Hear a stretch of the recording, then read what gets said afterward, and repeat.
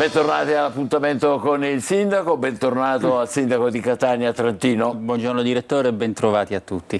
L'abbiamo vista sempre in attività durante la pausa estiva cosiddetta, in particolare sarà soddisfatto del Catania Summer Fest, che ha avuto sempre tutto esaurito, sì, tutte le sere, vero? Sono state delle straordinarie performance, peraltro è uno di quei casi in cui devo dire che la realtà ha superato il render, perché ogni volta si dice che questi progetti renderizzati non rendono come poi sono in effetti, invece il teatro è stato, la Villa Bellini nella sua versione teatrale, nella sua versione di arena, devo dire che è piaciuta tantissimo, ma poi delle esibizioni artistiche veramente straordinarie, quindi sono molto più che soddisfatto. Sì, è stato veramente molto bello. Vogliamo parlare di una novità che c'è da ieri e oggi, insomma, la navetta, diciamo, tra metropolitana e autobus. Allora, un bus ogni 4 minuti, pensate, collega la metro alla stazione Milo con le sedi universitarie di via Santa Sofia e i padiglioni del Policlinico, oltre al parcheggio Zenone, che questa fermata in particolare favorirà l'uso dei mezzi pubblici a chi arriva in auto in città dalle zone del nord. E questa nuova linea della MTS ha un nome, si chiama Metro Shuttle. Shuttle vuol dire in inglese navetta, come sapete benissimo, e servirà a spingere appunto a utilizzare metro e bus collegati fra loro, come in molte città e molte metropoli del mondo, in modo efficiente per ridurre l'invasione delle auto nel centro città. Assolutamente sì, ma direi che ha anche un'ulteriore ragione d'essere il fatto di spingere gli utenti del Policlinico, che molte volte creano quell'assembramento che ben conosciamo in via Santa Sofia, a utilizzare il parcheggio Zenone, che è a 500 metri, quindi assolutamente avvicinabile a piedi, ma con questa navetta chi volesse può sfruttare quindi anche il mezzo pubblico. Può respirare la martoriata via Santa Sofia. Il parcheggio Zenone sono 1000 posti auto. 1000 posti? Sì, assolutamente. Quindi allora diamoci da fare, perché sennò era molto atteso dagli studenti, perché chiaramente dà loro la possibilità di raggiungere i poli universitari su via Santa Sofia venendo con la metropolitana, e quindi è certamente una bella iniziativa. Bene, adesso detto questo, un servizio sul cimitero di Catania. Dopo 3 anni siamo soddisfatti anche i nostri servizi di denuncia, sono iniziati i lavori per riportare la luce nel settore delle cosiddette colombaie, cioè è in corso, ora vedrete, il montaggio di speciali gabbie che servono a evitare i furti delle apparecchiature elettriche, perché lì si utilizza il rame, i ladri si riprendono per questo, non per altro. Ma vediamo il servizio con Tonino De Mane.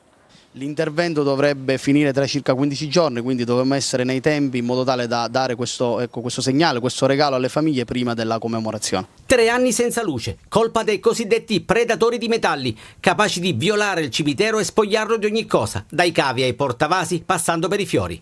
La gabbia che vedete servirà a mettere in sicurezza l'impianto elettrico grazie all'impegno dell'assessore comunale al cimitero Petralia, che per primo, dopo i nostri servizi denuncia, si è battuto per riportare la luce nell'ala delle cosiddette colombaie, apparecchiature che attendono di essere installate. Prima però stiamo realizzando delle gabbie in ferro in modo tale da evitare che questi impianti vengono nuovamente messi appunto in difficoltà dagli incivili, vengono nuovamente manomessi, mettendolo per iscritto, chiesto alla polizia locale di incrementare i controlli all'interno del cimitero, spero anche nel buonsenso, nella collaborazione dei cittadini. In attesa di stanare incivili e balordi che a volte agiscono per raggranellare pochi euro, sono stati ultimati i lavori sulla rete idrica all'interno del Camposanto, numerose le perdite riscontrate che hanno portato al rifacimento di interi tratti di condutture. Altri interventi sono previsti dopo la commemorazione dei defunti.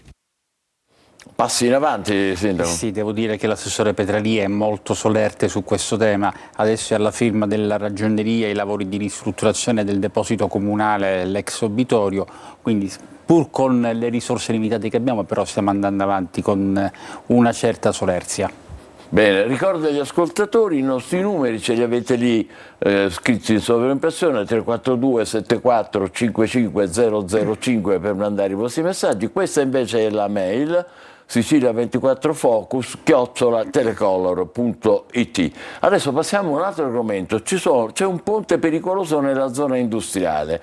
Con Tonino De Mana vi mostriamo le condizioni di estremo degrado del ponte su quella che si chiama lì l'ottava strada. E vedrete piloni e parapetto che cadono a pezzi, per cui l'UGL ha chiesto un incontro urgente con il sindaco Trantino. Vediamo prima, poi sentiamo la risposta del sindaco.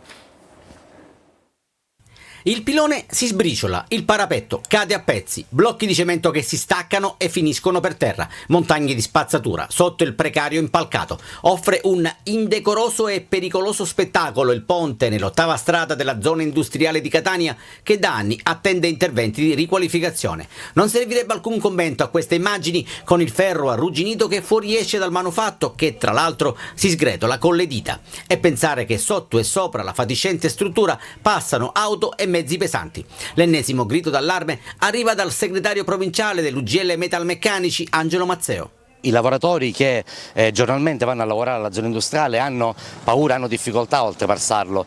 C'è anche una discarica sotto che si può trasformarsi in una sorta di bomba ecologica, dove già la scorsa estate, quella appena conclusa, hanno dato fuoco 2 volte e addirittura l'aria era talmente irrespirabile che diverse unità produttive che sono nella zona sono dovute uscire appunto dalle aree di produzione. Da queste parti, per ovvi motivi, dormire sotto i ponti non conviene. Per Mazzeo l'ipotesi abbattimento è l'unica strada percorribile. Va in qualche maniera abbattuto, dove si deve inevitabilmente pensare a fare qualcosa di sostitutivo. La strada è di proprietà dell'amministrazione comunale di Catania e del comune di Catania, quindi inevitabilmente noi facciamo un appello al sindaco Trantino, chiediamo un sopralluogo congiunto per verificare quelle che sono appunto le condizioni sia delle fondamenta che anche del manto stradale, perché su più punti ormai è totalmente degradato. Sull'argomento occorre una seria e soprattutto urgente soluzione per evitare danni peggiori. Siamo rientrati in studio con il sindaco Trantino, siamo in diretta. Sindaco, quindi l'UGL, che è un sindacato, in particolare i metalmeccanici dell'UGL, sollecitano un sopralluogo congiunto con lei e in vista dell'abbattimento del ponte e della sostituzione con una rotatoria. Credo che già ci sia stato questa mattina un sopralluogo, sono andati i tecnici per prendere contezza, non ho avuto il tempo di chiedere quale sia stato l'esito del sopralluogo rispetto alle ipotesi per trovare una soluzione. Non tutto quel che viene proposto noi possiamo fare, chiaramente poi è tutta una questione di individuazione di risorse, pertanto bisogna vedere se noi possiamo consolidare il ponte esistente o se dobbiamo noi trovare una soluzione alternativa. Questo lo capiremo appena avrò parlato con i tecnici che mi diranno come agire. Non c'è dubbio, però lì c'è un problema di sicurezza, abbiamo visto anche delle macchine passate. Sono d'accordo con Tonino De Mana, non ha bisogno di commenti questa serie di immagini. Speriamo che presto si potrà risolvere questa situazione. È il ponte sull'ottava strada nella zona industriale di Catania. Adesso facciamo una pausa e poi torneremo con tutti i vostri messaggi e le vostre mail. 342 74 55005 e la mail Sicilia24focus@telecolor.it. Eccola qua. Ci vediamo fra pochissimo. State con noi, con il sindaco Trantino.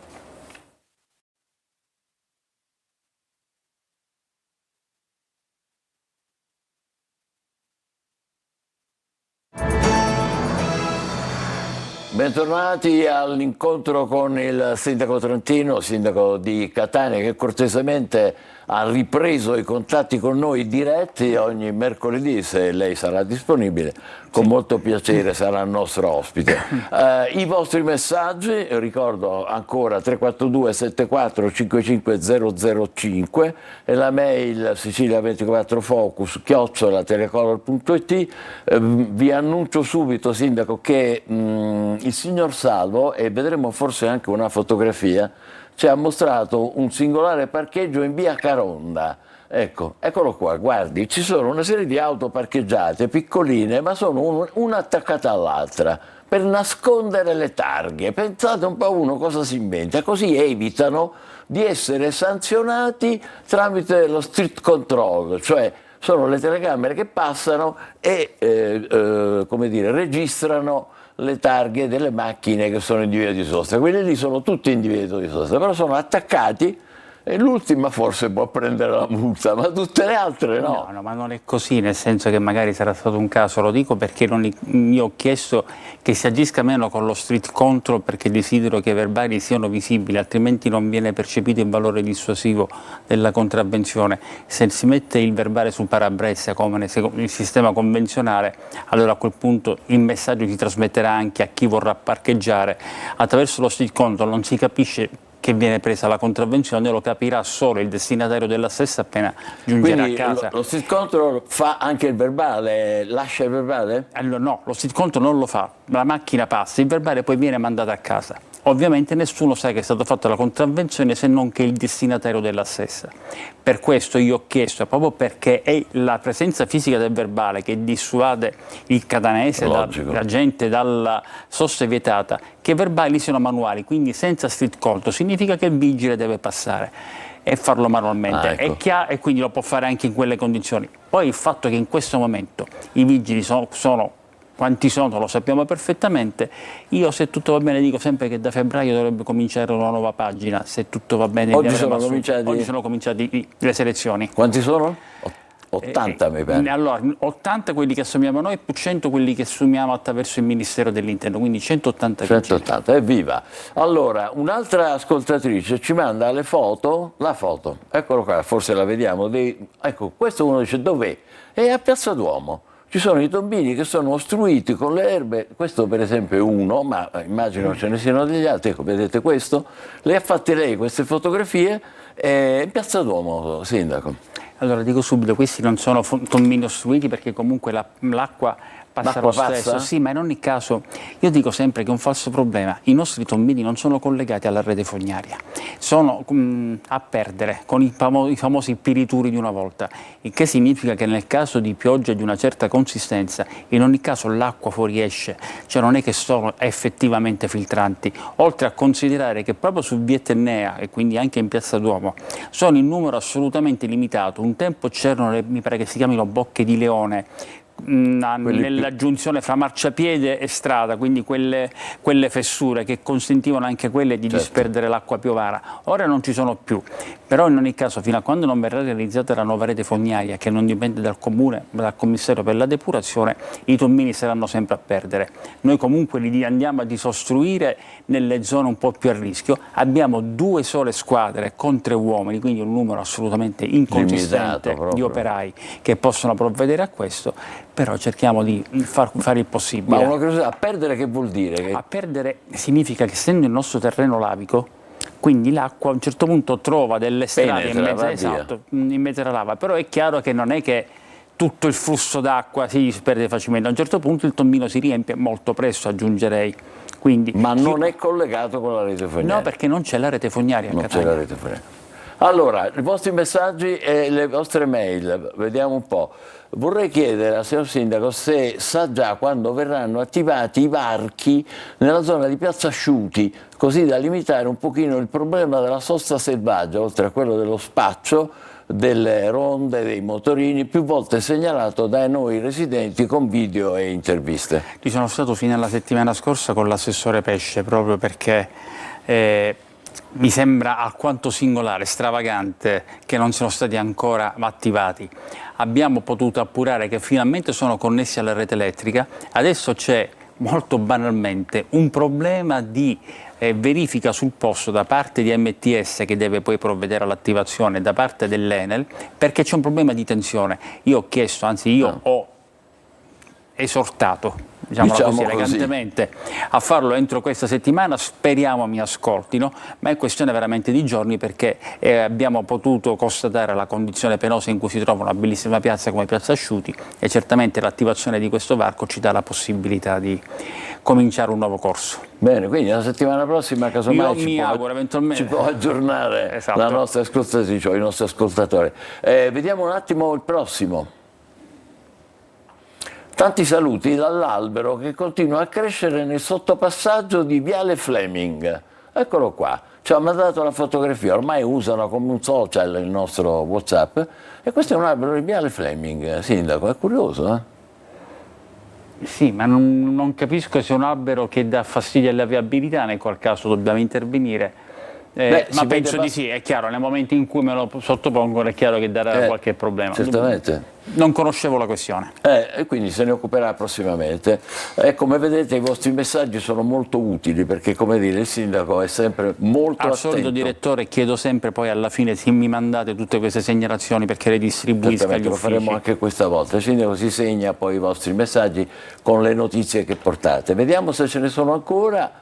Allora, buongiorno signor Sindaco, chiedevo se il biglietto della metro dà diritto a usufruire di questo bus, diciamo, metro shuttle e parcheggio San Zenone, o se si dovrà fare un biglietto per ogni servizio. Allora, Giusta domanda. Giusta domanda. Per quanto riguarda il parcheggio Zenone mi pare che sia gratuito, non è a pagamento. Per quanto riguarda il biglietto integrato bus metro, non so se già è così, comunque stiamo prevedendo la possibilità di un biglietto integrato per avere così un solo titolo di viaggio per tutte e due le linee di trasporto. Quindi se non lo è ancora lo sarà prossimamente, e poi il parcheggio di Zenone è gratuito. Sì, perché è dell'università e quindi mi pare che sia gratuito.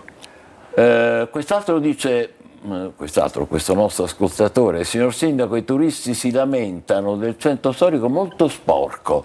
Vogliamo vigilare meglio sulle aziende che se ne occupano. Grazie e saluti. Le aziende si occupano della raccolta e dello spazzamento, che avviene sempre a inizio mattinata. Io ogni volta che scendo al municipio, quindi ogni giorno, faccio un giro un po' più ampio e la condizione è idilliaca, come non è neanche a Napoli o a Palermo, visto che ho voluto fare queste verifiche, ma certamente non sono i punti di riferimento. Dico che il centro storico proprio è in condizioni splendide, che poi nell'arco della giornata si sporchi.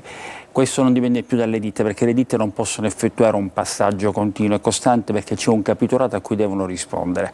Io ho chiesto che in Piazza Duomo e in Piazza Università vi sia la presenza almeno di uno spazzamento manuale un po' più frequente. Ho chiesto soprattutto che bar evitino questa dispersione di fazzolettini di carta e bicchieri di plastica attraverso l'apposizione di un contenitore al centro tavolo che venga utilizzato come gettacarte. Esatto, come cestino. Quindi, perché altrimenti tutte queste cose volano e dopo un po' di ore, ha ragione il nostro teleascoltatore, è chiaro che il centro storico si sporca. In più c'è anche ogni tanto un conferimento irregolare di rifiuti, e voglio essere eufemistica a dire ogni tanto, pure durante le ore del giorno, e questo ovviamente non può essere, però proprio questo non l'addebito io alle ditte che effettuano la raccolta. E con la cenere come siamo messi? Che se ne Con la vede un po' cenere fino a ancora? questa mattina ho parlato sia con l'assessore pesce che con le ditte, perché ci sono ancora troppe zone che devono essere rifatte. Sappiamo che sono state delle criticità perché il divieto di sosta non è stato rispettato, ma dove non è stato rispettato, avendo solo 6 carri di rimozione, non abbiamo potuto effettuare la rimozione, ma ora gradualmente dobbiamo effettuare il passaggio. Vede direttore, in passato c'era la soluzione empirica che forse era quella più immediata e quindi non si notava tutto questo problema cenere, nel senso che periodicamente pioveva e lavava tutto. Ora invece che non sta piovendo sempre meno, non potete contare su Giove Pluvio, comunque in ogni caso dobbiamo chiedere alle aziende di essere più reattive su questo. Perfetto, grazie, ottima risposta Sindaco anche per l'impegno che ha preso. Signor Sindaco, cosa ne pensa del fiume che si crea in via Domenico Tempio? Allora, questo fiume in via Domenico Tempio è identico a quello che si creava prima della pista ciclabile, perché qualcuno ha pensato che dipendesse da essa. Non è così, abbiamo potuto verificare, ci sono peraltro dei video su YouTube che riproducono una condizione ancora peggiore di quanto non sia adesso, però dalle verifiche che abbiamo compiuto pare che dipende dalla discesa delle acque dalla via... mi pare da via Villa Scabrosa, se non ricordo male, adesso in questo momento, da una delle vie che comunque vanno da ovest verso est, perché in effetti ci sono 2 soli tombini piccolissimi e in quella zona peraltro là proprio c'è una condotta fognaria, quindi stiamo cercando di realizzare un maggior numero di tombini perché là potremmo dare una forte... potremmo ridimensionare notevolmente Quindi la il problema. risposta è nuovi tombini. Nuovi tombini al termine della via, di via Stella Polare, quello via Villa Scabrosa, di via Stella via Polare. Stella Polare. Perfetto, andiamo avanti. Signor Sindaco, dopo mesi non è stata ancora bonificata la provinciale 53 da montagne di spazzatura e sterpaglie in via San Giuseppe l'Arena. Questo è un problema di cui mi occupo come città metropolitana. Io credo che sia stata bonificata, purtroppo sia stata di nuovo contaminata. Ne abbiamo parlato lunedì scorso, il problema per la 53 e la 55 che se noi continuiamo a bonificare ma non predisponiamo un servizio di prevenzione che sia attraverso telecamere io ho provato anche, ho chiesto, possiamo esternalizzare noi ad altre ditte di vigilanza una verifica sul territorio, visto che non abbiamo polizia provinciale, perché abbiamo solo 5 unità per tutta la provincia. Stiamo verificando questo, è difficile, io ho chiesto al agenti governo... privati, mi scusa. istituti di vigilanza Istituti privati. di vigilanza. In ogni caso io ho chiesto al governo di aiutarmi in questo, perché se non consentono agli enti locali, quindi a comune, città metropolitana, di sequestrare il mezzo che viene utilizzato per il conferimento irregolare di rifiuti, di fatto abbiamo armi spuntate. Nel momento in cui noi possiamo disporre più che sequestri il fermo amministrativo, è chiaro che a quel punto possiamo intervenire più energicamente. Fermo amministrativo vuol dire che questo non cammina più, Esatto, e quindi si riduce. Cioè. Andiamo avanti, signor Sindaco, volevo sapere se erano già attivi i Velox, questi quelli della circonvallazione, sì appunto, sulla circonvallazione, o da quando saranno attivi. Grazie e buon lavoro. Ne avevamo parlato e com'è finita? Che se io dovessi invocare i cittadini a rispettare le regole direi sì, sono attivi, ma siccome avevamo assunto l'impegno che avremmo comunicato l'attivazione, io uscendo da qui andrò al municipio perché alle 15:30 abbiamo giunta proprio per la delibera di attivazione. Oggi pomeriggio? Sì, ma non saranno attivati oggi pomeriggio, nei prossimi giorni lo comunicheremo. E come comunicherete con noi? Attraverso voi, certo, attraverso comunque il nostro ottimo dottor Nuccio Molino che si occupa delle informazioni. Che noi ringraziamo sempre per la collaborazione con la quale ci assiste. Però voi fate finta che siano attivi e camminate sempre piano. Facciamo così. No, ma ce lo dovete fare sapere però. Sì, perché... ma devo dire che comunque è un piacere, stanno rispettando tutti quanti i limiti di velocità, i semafori pedonali tutti si fermano, è bellissimo. È benissimo. Ma quanto potrebbe essere l'attivazione? Quanto potrebbero, a naso, quanto potremmo dire? Io credo che oramai mi pare che abbiamo svolto tutti gli adempimenti, quindi non so se veramente in una settimana ce la possiamo fare. Fantastico. Informeremo i nostri ascoltatori. Perché Catania è unica città in Europa dove i disabili non possono accedere alle ZTL, mentre camion, bus e taxi possono passare. Perché? Ne abbiamo parlato più volte. È una questione dolente perché da un lato mi rendo conto che vi sono dei disabili che hanno dei problemi di mobilità importanti per cui dovrebbero poter accedere. Il fatto è che la legge non riconosce differenza nel pass disabili. Quindi, a parte il fatto che i camion, se non che per il carico e scarico, non entrano nelle ZTL, però nel momento in cui noi consentiamo indiscriminatamente il passaggio di tutti coloro i quali hanno il pass disabili, sono 6.000 i mezzi che potrebbero passare per le ZTL. 6.000? A Catania mi dicono siano 6.000 i mezzi autorizzati come mezzi per le persone con disabilità. E fra queste persone con disabilità ci sono anche persone che non hanno assolutamente delle privazioni o delle menomazioni che impediscono di fare il percorso più largo, tant'è vero che sono in pochi quelli che si lamentano, ma sono quelli che avrebbero più diritto di passare. Se noi avessimo il modo per selezionare, insomma, se ci fosse per esempio un pass colorato, che non dovremmo stabilire noi ma a livello nazionale, che distingua per coloro i quali hanno problemi di mobilità dagli altri, già sarebbe tutto più facile. Certo, perché ridurrebbe, lei Certo. pensa notevolmente quel numero, 6.000. È naturale tantissimo. Andiamo avanti, ci sono persone che puliscono le strade? Se sì, perché non tolgono le erbacce che fioriscono sui marciapiedi? Se non ci sono queste persone, perché? Giusta domanda. Il contratto prevede anche la scerbatura nei marciapiedi da parte delle ditte che effettuano il servizio. Tant'è vero che ogni tanto io chiedo che intervengano su alcune strade. Purtroppo non su tutte le strade catanesi è previsto il servizio di spazzamento. Noi paghiamo un contratto che è stato sottoscritto sulla base di un capitolato che probabilmente si sarebbe dovuto modulare in termini diversi. Per ora mai abbiamo questo contratto. Devo dire che quando noi chiamiamo le ditte intervengono anche laddove non è prevista l'attività, ci vengono incontro, quindi ci vengono incontro in questo senso. Magari se voi segnalate anche qui alla redazione quali siano queste strade, perché laddove noi le notiamo chiediamo di intervenire, magari ce ne sfuggono tanto. Allora segnalatecele e poi a queste aziende potranno intervenire. L'ultimo messaggio, Sindaco, poi la lasciamo libero perlomeno per fare le sue cose. Allora, buongiorno Sindaco, chiediamo urgente rifacimento del manto stradale di via Sannullo, strada che versa in pessimo stato, piena di buche. Grazie.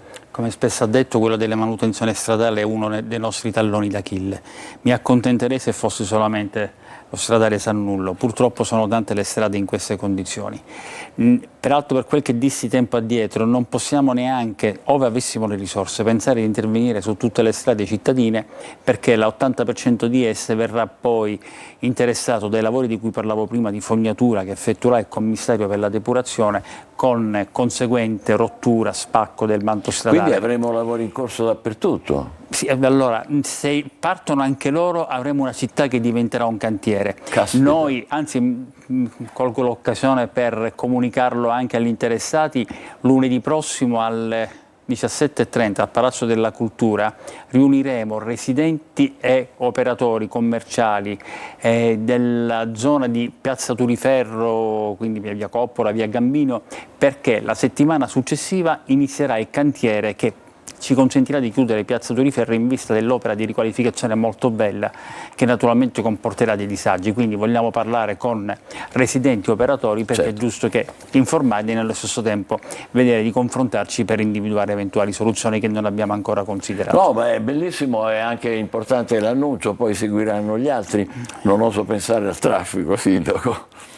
Allora, io credo che poi certe criticità, addirittura certi impatti drastici possono essere anche l'inizio di un nuovo percorso. Chissà che magari in quelle condizioni difficili la gente non apprezzi di più il piacere di muoversi con i mezzi pubblici. Se ho qualche secondo dico velocemente, l'altra volta una mia collega mi ha detto: in 3 giorni mi avete rimosso la macchina un giorno e fatto la contravvenzione in 2, però anziché odiarti ti ho apprezzato perché mi hai insegnato il gusto di camminare a piedi, da allora vado a piedi e sto meglio in salute, vedo la città e finalmente mi sento anche più a mio agio. Bella questa risposta, posso chiusare un secondo? Mezzi pubblici come state facendo con lo shuttle? Assolutamente, noi stiamo nel nuovo contratto di servizio, se ce lo fanno sottoscrivere, avremo intanto 300.000 chilometri in più di percorrenza con l'MT, è un piccolo, una pillola, però è sempre un inizio. Quella è una strada secondo noi molto importante. Grazie al Sindaco Terzino per essere stato con noi. Mercoledì prossimo sarà disponibile? Sì. Bene, l'appuntamento quindi è per mercoledì. Grazie a voi per averci seguito. Continuiamo con la programmazione di Telecolor. Buon pomeriggio.